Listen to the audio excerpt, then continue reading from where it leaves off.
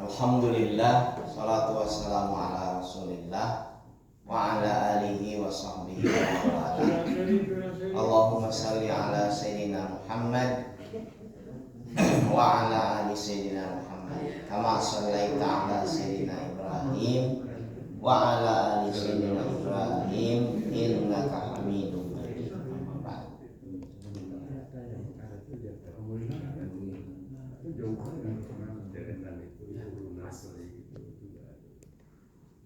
Jemaah subuh yang Allah muliakan, alhamdulillah Allah mempertemukan kita di subuh pertama tahun 2023 Masehi. Mudah-mudahan subuh ini menjadi subuh yang lebih berkah dibanding subuh-subuh sebelumnya. Dan mudah-mudahan subuh-subuh kemarin, terutama satu subuh yang biasa kita lakukan ini juga menjadi subuh yang diterima oleh Allah sebagai amal saleh kita semua. Dan saya mau memulai ngaji kita dengan sengaja dengan menyampaikan materi yang mungkin nanti akan jadi materi reguler di ngaji subuh kita. Belum muncul ya rangkaian? Ya.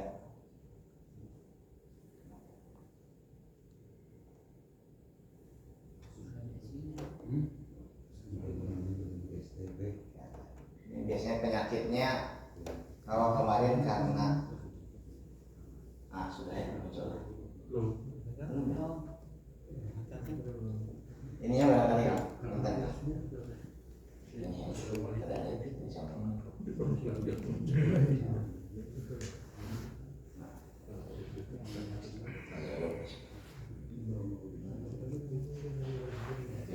Ini kan nanti kalau sampai jemaah subuh yang Allah muliakan, materi kita itu tentang perjalanan spiritual menuju Allah Subhanahu wa Ta'ala.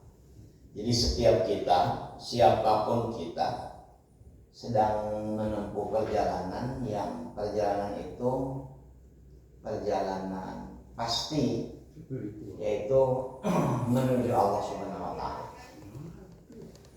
Perjalanan spiritual. Saya bikin materi ini sebetulnya untuk pesantren lansia di sana. Jadi kebetulan ini sekarang bertemu dengan sebagian lansia.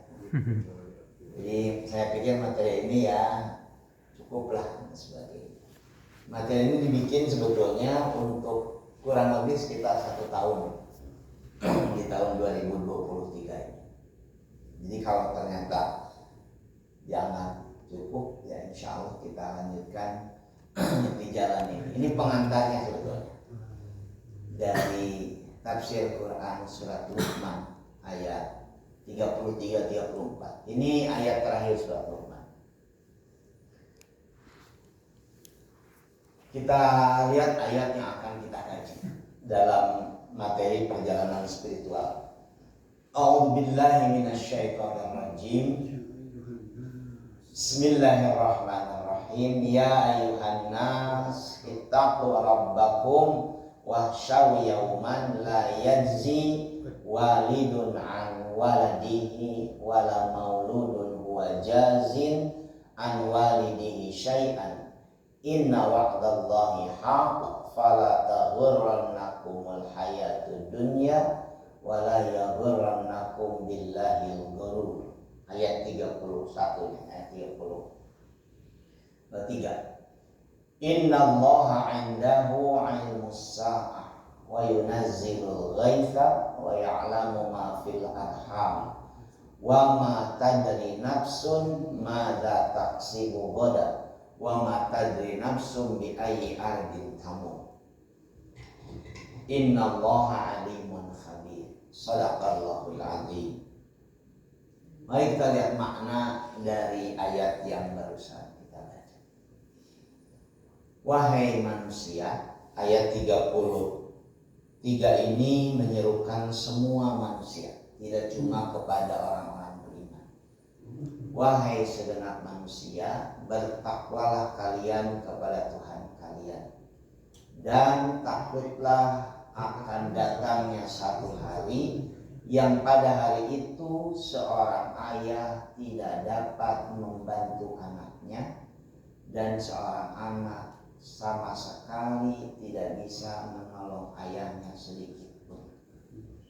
Sesungguhnya janji Allah pasti benar, maka janganlah kehidupan dunia memperdayakanmu, dan jangan pula menipu setan memperdayakan kamu dalam taat kepada Allah. Ayat ini jamaah sekalian yang Allah muliakan sedang mengingatkan kita bahwa perjalanan kita itu dalam hidup yang kita jalani satu waktu akan berakhir.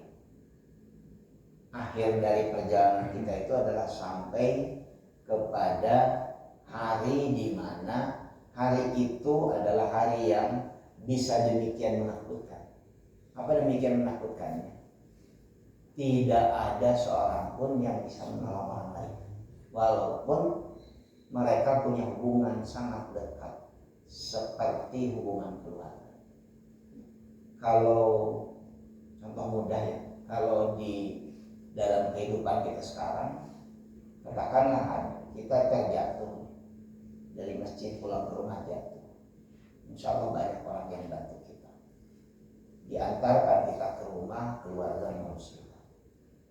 Tapi kalau jatuh terjerembab di akhirat sana, tidak ada yang akan mengantarkan kita, tidak ada yang bisa bantu kita. Bahkan keluarga pun, anak, orang tua, adik, suami, istri, sama sekali tidak diberikan kewenangan oleh Allah untuk bisa membantu dan menolong kita. Kalau setiap orang kemudian sampai pada pemahaman bahwa dia akan sampai pada satu hari seperti itu, maka ayat ini sedang menjelaskan akhir dari perjalanan hidup manusia di dunia. Perjalanan material berakhir dan berubah nanti menjadi perjalanan spiritual. Perjalanan material itu ya perjalanan fisik yang kita lakukan, yang setiap hari kita membutuhkan asupan gizi, asupan nutrisi dan lain sebagainya supaya bisa melakukan perjalanan dengan baik. Tapi nanti ada satu waktu di mana perjalanan fisik ini berhenti, dan kemudian kita akan menempuh perjalanan spiritual. Idealnya kalau hafal bahwa nanti perjalanan kita akan berakhir dan perjalanan spiritual kita akan berlanjut, maka dalam hidup yang kita jalani ini kita diperintahkan untuk melatih diri melakukan perjalanan spiritual.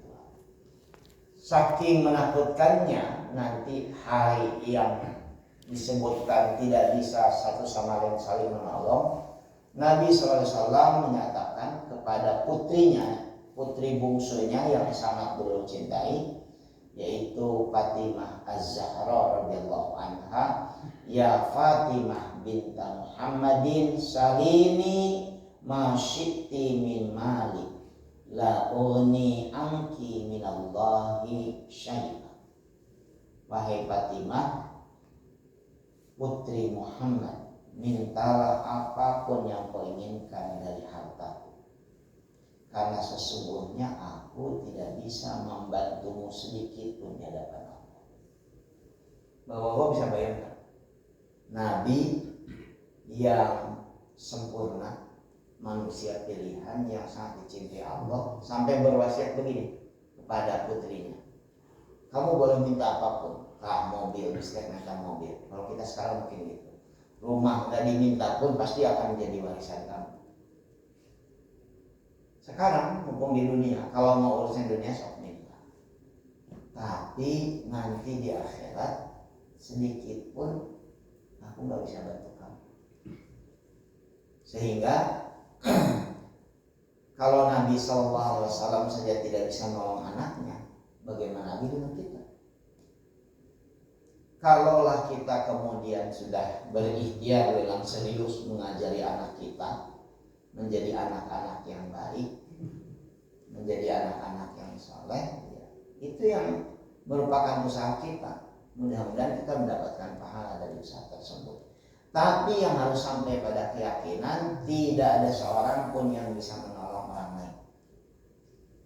Ada istilah yang kita pahami namanya syafaat.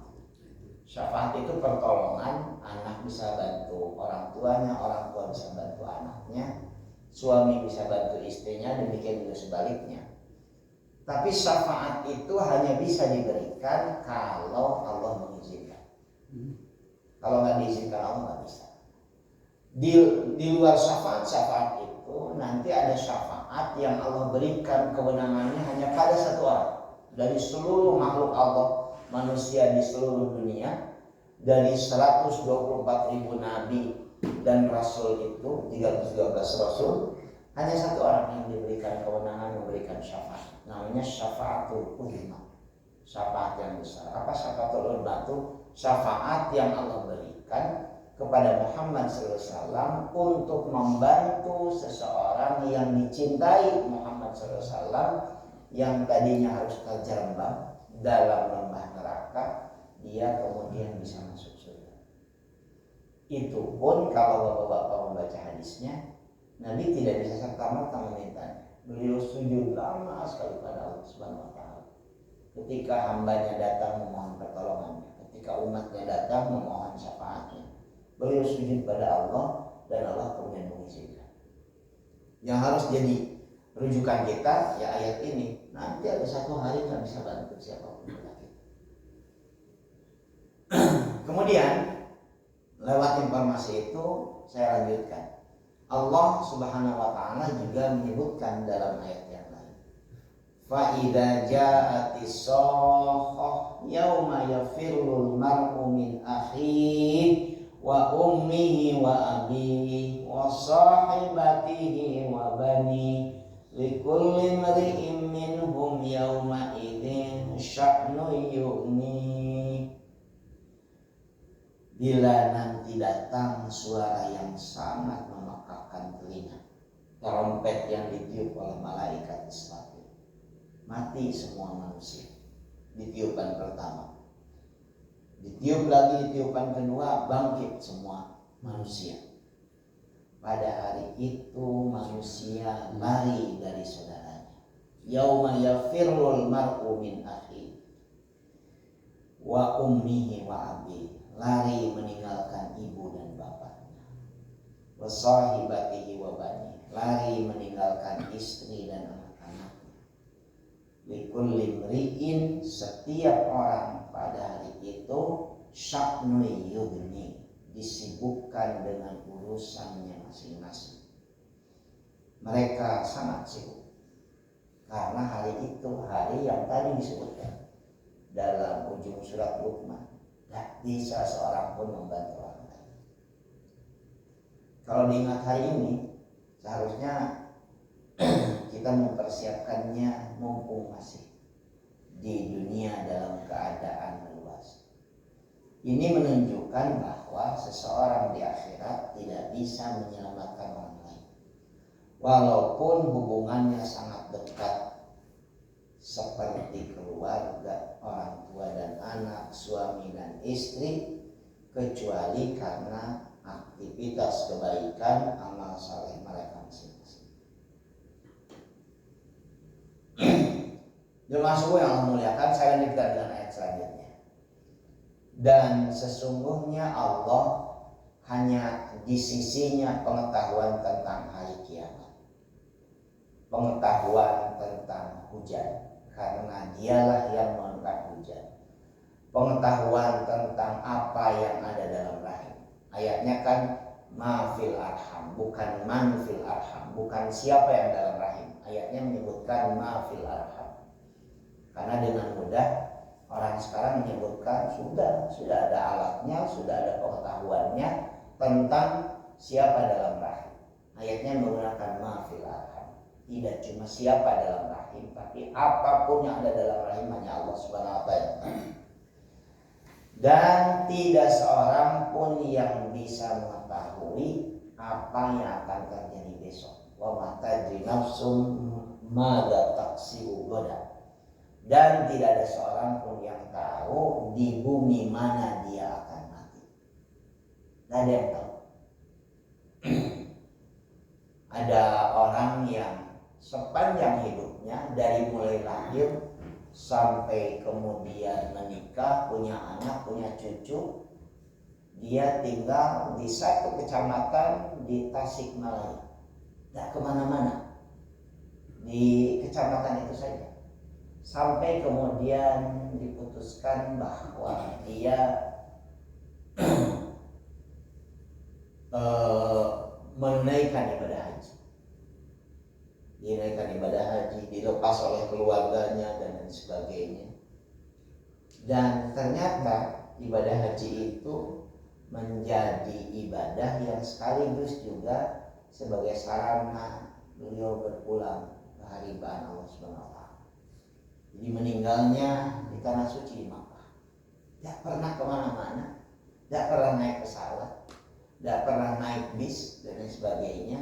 Tapi sekalinya pergi ternyata dia meninggal dunia di tempat yang dia tuju sebagai tempat dia menunaikan ibadah haji. Tidak pernah ada yang tahu di bumi mana dia akan mati. Ratusan orang-orang dari Timur Tengah, dari Suriah yang meninggalnya di Eropa.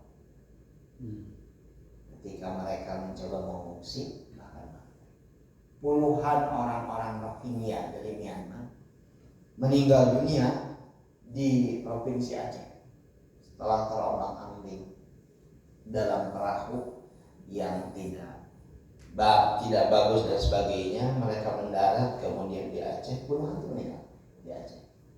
Orang-orang Rohingya yang sepanjang hidupnya ada di Myanmar. Ayat ini disebut dengan ayat 5 perkara gaib yang hanya Allah Subhanahu wa taala yang tahu. Yaitu yang pertama, hanya Allah yang mengetahui kapan datangnya hari kiamat. Tidak ada satu makhluk pun yang mengetahui, meskipun dia malaikat. Saya membaca ulang tafsirnya, ternyata malaikat pun tidak tahu. Kecuali malaikat yang ditugaskan untuk kemudian meniup trompetnya.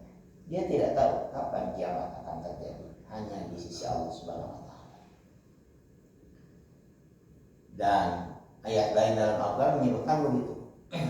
La yujalliha liwaqtiha illa huwa. Tidak ada yang tahu, tidak ada yang bisa menjelaskan waktu terjadinya illa huwa, kecuali Dia, Allah Subhanahu wa taala. Hanya Allah yang menurunkan hujan. Yunazzilul ghaib. Dia yang menetapkan kapan, di mana, berapa banyak kadar air yang akan dicurahkannya.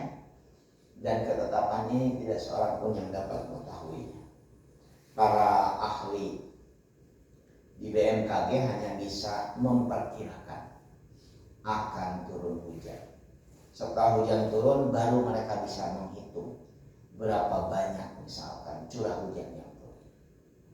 Apalagi kalau yang tidak jelas pengetahuannya, seperti orang-orang yang mengaku pintar, bisa menentang hujan, bisa menghalangi hujan, bisa memindahkan hujan dan lain sebagainya. Mempercayainya dianggap sebagai kemusyrikan. Karena ayat ini menegaskan hanya Allah yang tahu bagaimana hujan akan turun dan lain sebagainya tentang urusan hujan. Hanya Allah yang tahu dengan pasti apa yang dalam kandungan seorang perempuan. Saat ini memang ilmu sudah luar biasa, bahkan USG pun sudah 4 dimensi. Tapi USG tidak bisa mengetahui seluruh hal tentang apa yang ada dalam rahim dan lain sebagainya. Karena yang mengetahui hakikat dengan sejati hanya Allah Subhanahu wa taala. Hanya Allah pula yang tahu apa yang akan dikerjakan seseorang esok harinya. Walaupun kita merencanakan banyak hal dalam hidup yang kita jalani ini, kita tidak pernah tahu apakah yang kita rencanakan itu akan terlaksana. Kalau Allah menghendaki, terlaksana. Kalau Allah tidak menghendaki, tidak mudah, sangat mudah, tidak sukar bagi Allah untuk kemudian menghalangi terlaksananya rencana-rencana hebat. Dan seseorang, sekali lagi, kita tidak akan pernah tahu di mana kita akan mati. Saya sampai kemana-mana Pak bawa KTP, karena pernah ada yang meninggal di tempat saya, yang kemudian kita bingung diurus, tapi kita tidak tahu ini muslim atau bukan, kemudian orang mana, siapa, karena ditemukan dalam keadaan meninggal di, kalau di kita mungkin apa ya, kayak shelter gitu, tempat nunggu bis, meninggal dia sebagai tetangga yang dekat gitu. Kemudian diurus sebagai, karena kita bingung, sampai kita libatkan polisi dan sebagainya, sampai dimakamkan kita tidak pernah tahu siapa orang ini, siapa keluarganya, sampai selesai berhari-hari kemudian kita tidak pernah tahu dan lain sebagainya. Saya bawa KTP itu pilih hiji waktu meninggal dunia di perjalanan, paling tidak orang bisa mengetahui dan sebagainya. Tidak pernah tahu kita di mana kita akan mati. Dan itulah yang kemudian menjadi orientasi kita dalam hidup, supaya bisa mempersiapkan diri menempuh perjalanan spiritual. Dari Ibnu Mundir dan dari Ikrimah ini muridnya Ibnu Abbas, seorang laki-laki bernama Al-Waris bin Amr bin Harithah datang pada Nabi SAW. Ia bertanya, "Ya Muhammad, kapan akan datang hari kiamat? Bumi kita telah kering, kapan akan menjadi subur? Sesungguhnya aku tinggalkan istriku dalam keadaan hamil, kapan ia akan melahirkan? Aku tahu apa yang aku kerjakan sekarang dan apa yang akan aku kerjakan esok. Aku tahu tempat aku dilahirkan, di mana aku akan meninggal." Jawabannya ayat itu. Jadi ayat itu salah satu sebab nuzulnya karena pertanyaan seseorang pada Nabi SAW.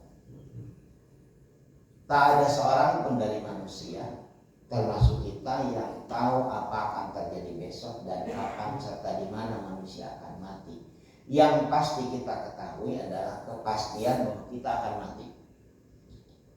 Bapak-bapak, kita mungkin bertemu di tahun ini yang saya sebutkan kemarin itu tahun politik, tahun pilpres, tahun pileg. Akan banyak sekali campaign tentang orang-orang yang berharap akan terpilih jadi presiden, terpilih jadi anggota dewan dan lain sebagainya. Kita tidak akan pernah tahu siapa yang akan terpilih. Kita tidak akan pernah tahu si itu akan terpilih atau tidak dan lain sebagainya.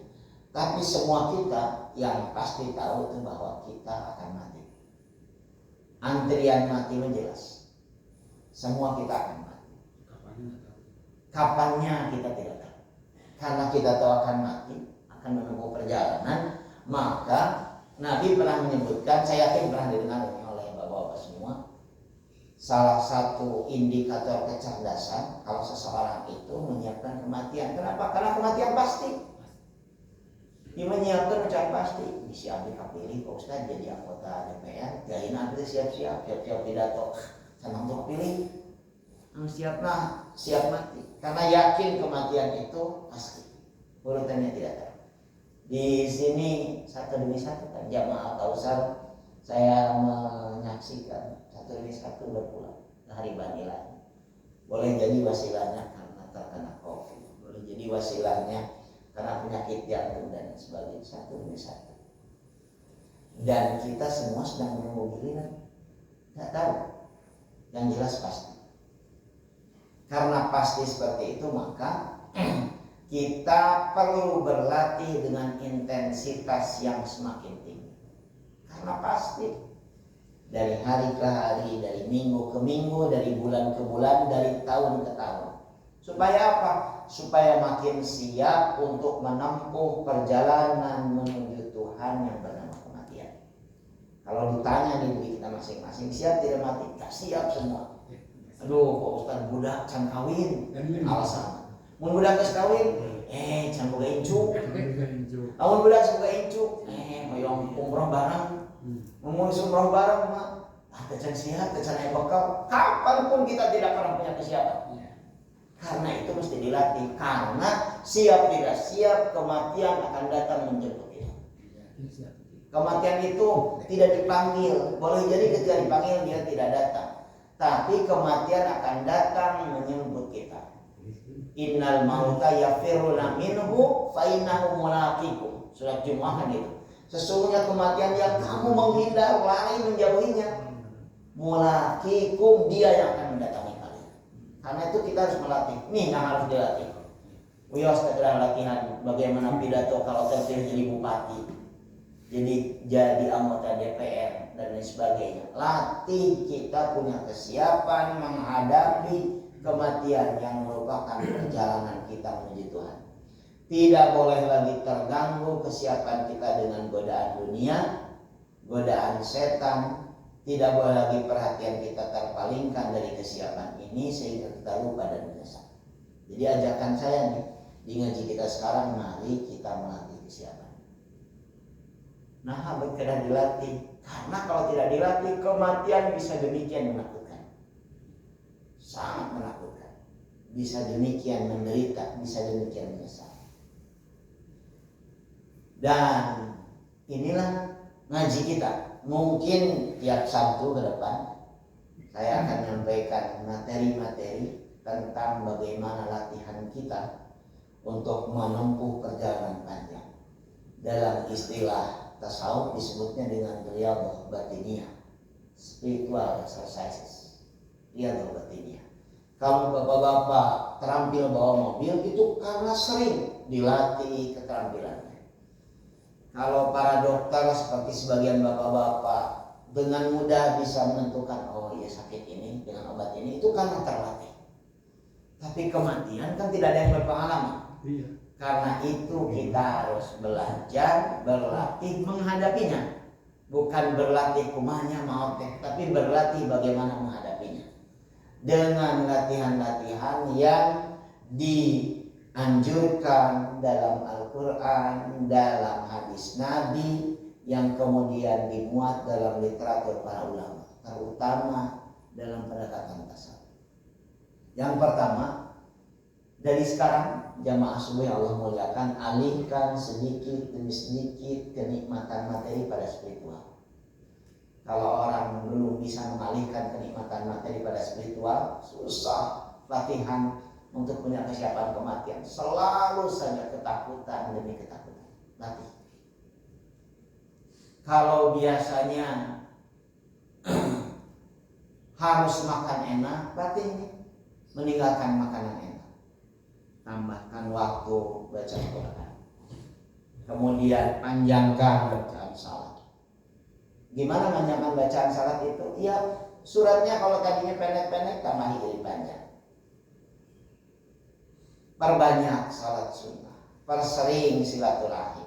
Plus ini saya susun dari literatur para ulama tasawuf terutama, perbanyak mendengar. Orang yang terbiasa banyak bicara, perbanyak mendengar. Dengar aja. Kadang-kadang yang didengar itu sepele, kadang-kadang sangat sederhana. Kita sudah tahu yang disampaikan itu, tapi latih perbanyak mendengar. Karena itu riyadhah batiniyah. Kemudian intenskan bersedekah, bukan jumlahnya tapi intensnya. Saya punya jamaah di Batu Nunggal yang sudah ya mungkin 5 tahun ini ya. Tiap subuh dia sedekah, enggak besar sedekahnya, 5.000, kadang 10.000. Satu waktu dia dengan keluarganya mengikuti kegiatan sampai kurang lebih 4 hari. Kemudian dia nelfon, Ustaz, saya sudah nazar tiap subuh sedekah, saya terhalang nih. Sudah 4 hari, gimana ya caranya? Apakah saya dosa? Terus ibu kenapa nggak bisa kan? Iya karena ada di satu tempat yang saya tidak bisa melakukan itu full dan sebagainya. Ya udah, nanti hari kelima ibu sedekahnya dirapelkan, digabungkan. Sedekah 5.000, 10.000, 2.000 dan lain sebagainya. Intens kan.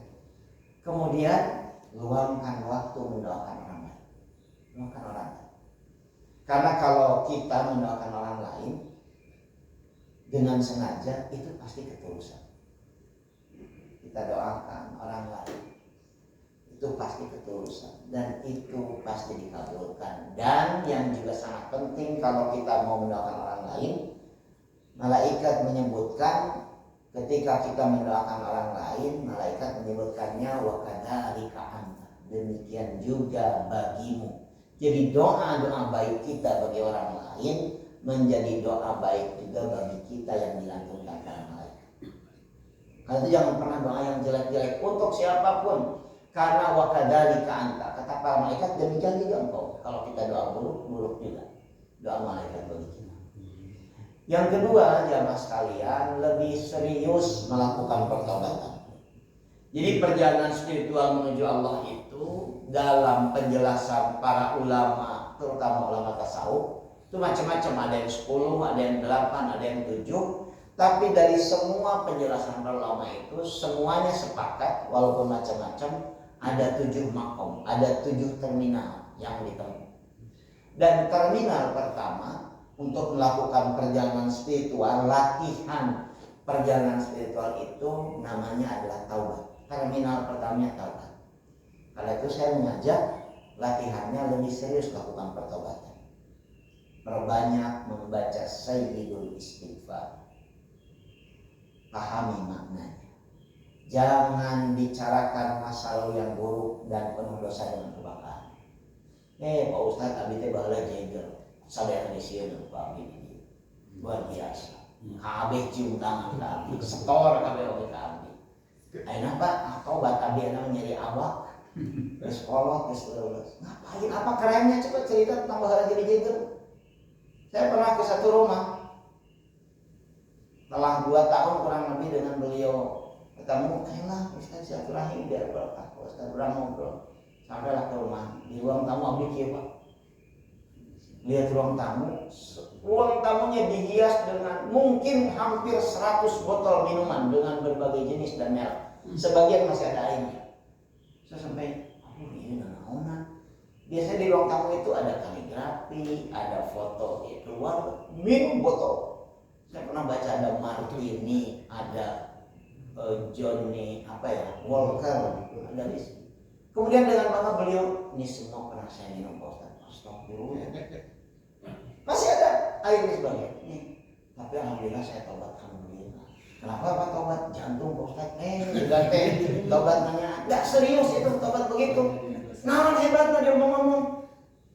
Pak Ustaz abdi kapungan pripun. Wah, di tiap yang kolam kabogo. Bandingnya 2 atau 4. Apa kerennya? Ciri taubat yang serius dalam agama disebutnya taubat nasuha. Dia tidak berkenan lagi menceritakan masa lalu yang buruk. Nangis luar biasa Umar bin Khattab itu sendirian.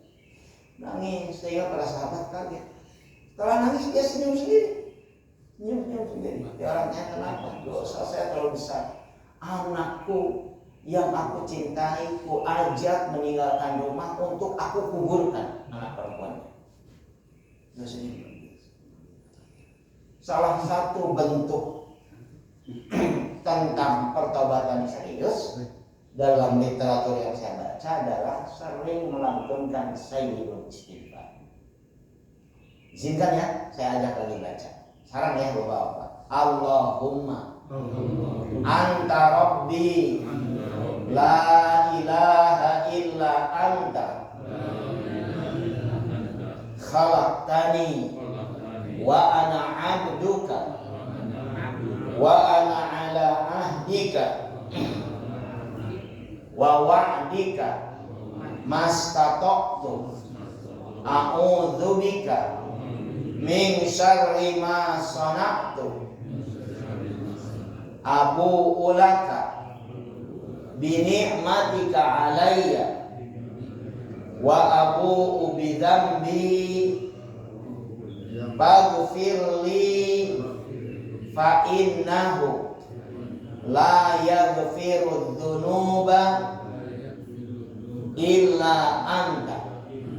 Sekali lagi, Allahumma anta rabbi la ilaha illa anta khalaqtani wa ana abduka wa ana ala ahdika wa wa'dika mastata'tu a'udzubika min syarri ma sana'tu Abu ulaka bini'matika alayya wa abu bidambi faghfirli fa innahu la yaghfiru dzunuba illa anta.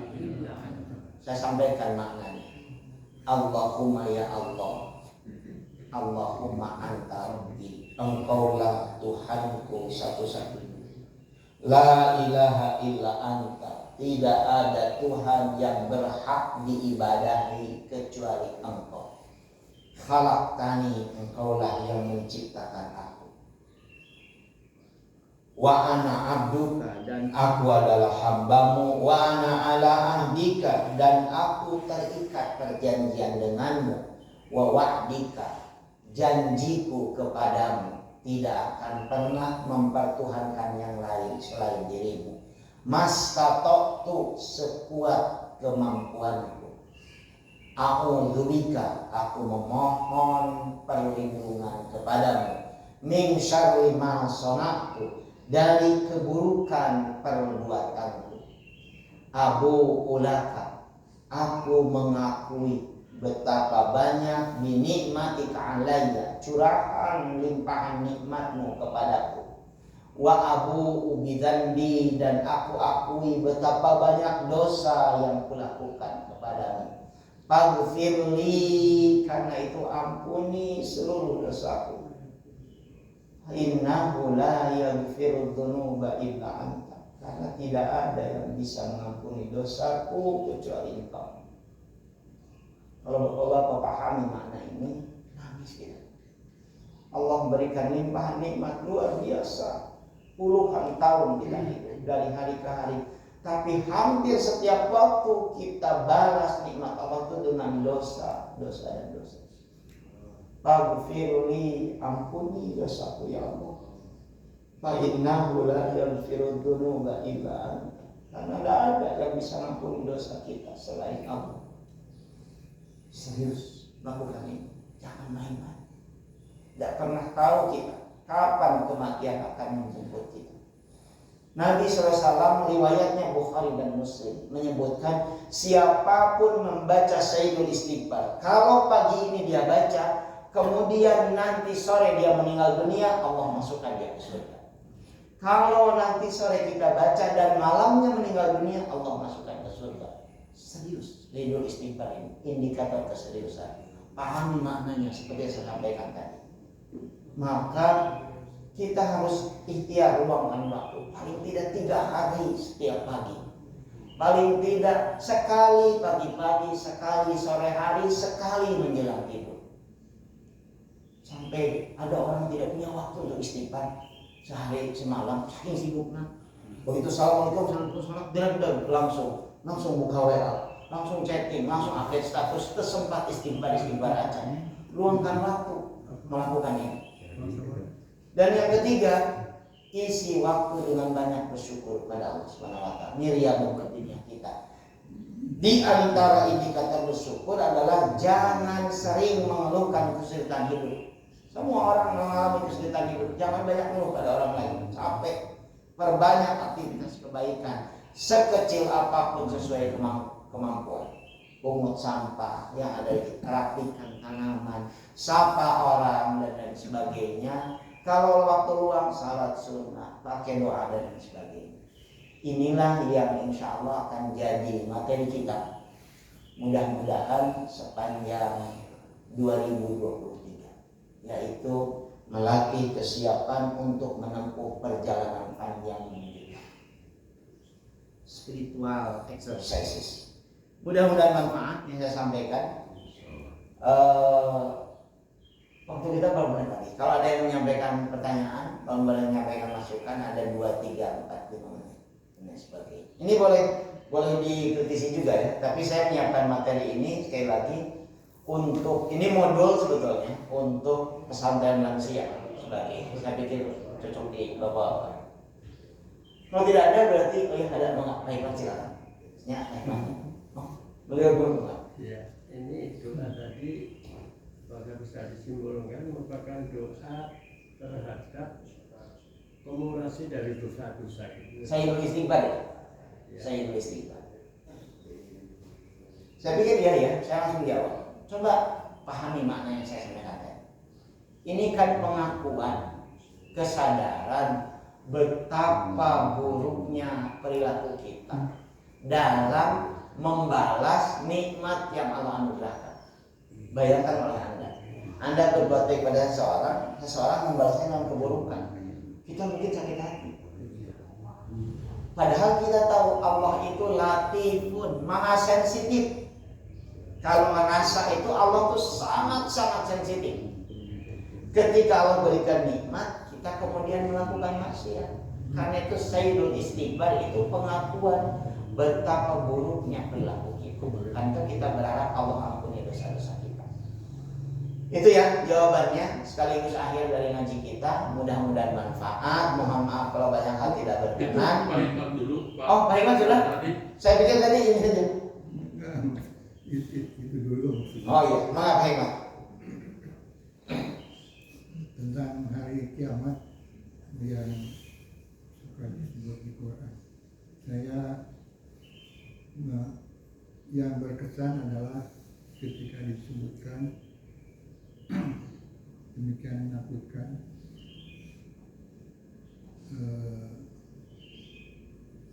seorang bayi ataupun Ya. balita lah gitu, dengan kiamat itu sampai jadi berubah.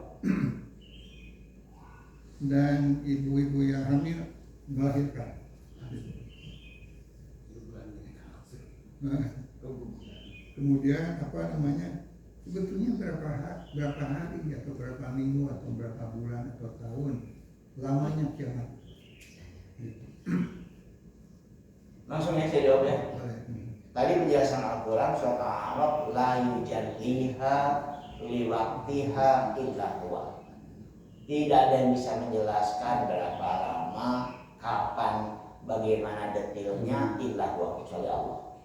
Yang disampaikan Al-Quran adalah aktivitas yang terjadi pada kiamat yang demikian menakutkan, supaya kalau dalam bahasa Arab itu litanbih, mengundang perhatian kita. Allah dikasih ilmunya. Kan kita kalau melihat sesuatu yang mengerikan itu, aduh ngeri. Jadi kemudian berpikir dengan keras pengalaman jika kita. Berapa lamanya wallahu a'lam. Kapan terjadinya wallahu a'lam. Sempat disampaikan habis Nabi, tidak akan terjadi kiamat kecuali hari Jumat.